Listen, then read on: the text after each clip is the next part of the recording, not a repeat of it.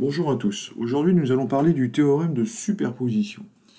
Alors, quelle est son utilité? Eh bien, on en a besoin lorsque on veut calculer le courant dans une branche d'un circuit qui comporte de nombreuses sources de tension et de courant.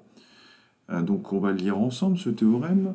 Il nous dit que l'intensité IK dans une branche K d'un circuit électrique linéaire, comportant plusieurs sources de tension et ou de courant, est égale à la somme algébrique des intensités que provoquerait chaque source seule, les autres étant passivées, c'est-à-dire remplacées par leur résistance interne.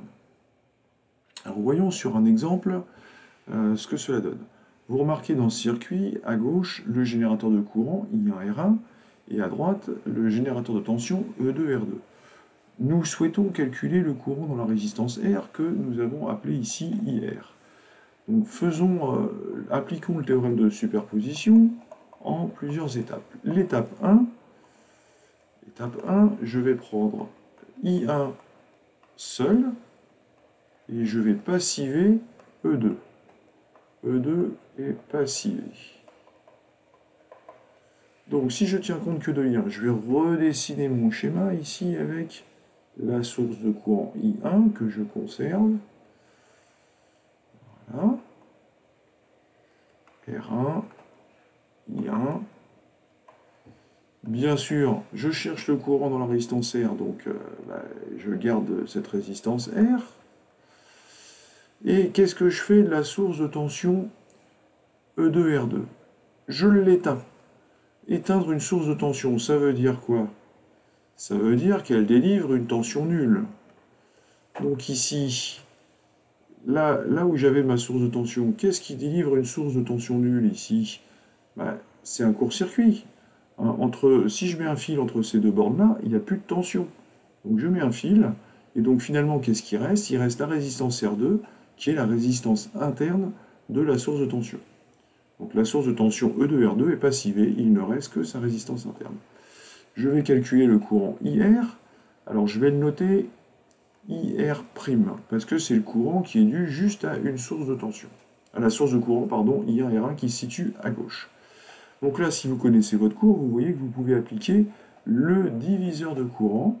Et dans ce cas-là, IR', d'après le théorème du diviseur de courant, c'est égal à I1, R1 sur R1 plus la résistance de l'autre branche, R et R2 en série. Voilà, là nous avons IR'. Maintenant, deuxième étape, je vais mettre ici, étape 2. Cette fois-ci, je vais passiver la source de courant. Donc, passiver la source de courant, j'éteins la source de courant. Un générateur de courant qui éteint, il me délivre quel courant? Un courant nul, il me délivre 0. Comment représenter un circuit à travers lequel ne passe aucun courant? Je mets un interrupteur ouvert. Voilà, R1. Et après, je recopie la suite de mon montage. R, le générateur R2, E2. Voilà, comme ceci. Et voici mon montage. Alors là, j'ai dessiné un interrupteur ouvert pour I1 pour qu'on voit que j'avais éteint le générateur. Mais en pratique, souvent, on ne prend pas la peine de dessiner ça. Hein, hop, et il nous reste... Alors je vais remettre étape 2 là qui a disparu. Mais il nous reste juste la résistance interne du générateur de courant. Donc passiver une source, ça revient à la remplacer uniquement par sa résistance interne.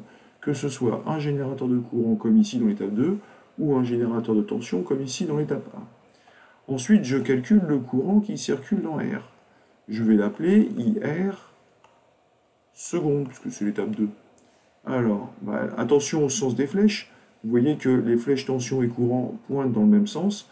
Donc, il faut que je mette un signe moins quand j'applique ma loi d'Ohm en convention récepteur. IR seconde égale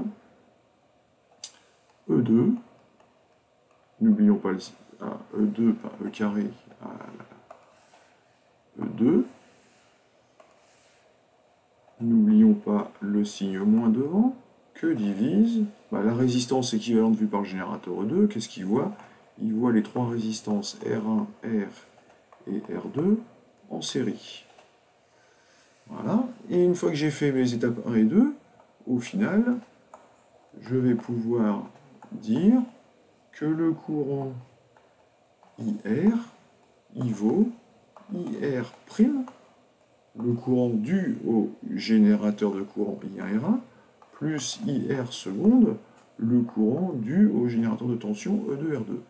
Et la somme, bon, bah, comme les dénominateurs sont communs, la somme est relativement simple à faire. R1I1 moins E2 sur le dénominateur commun, R1 plus R plus R2. Voilà, j'espère que cela vous paraît clair et je vous remercie de votre attention.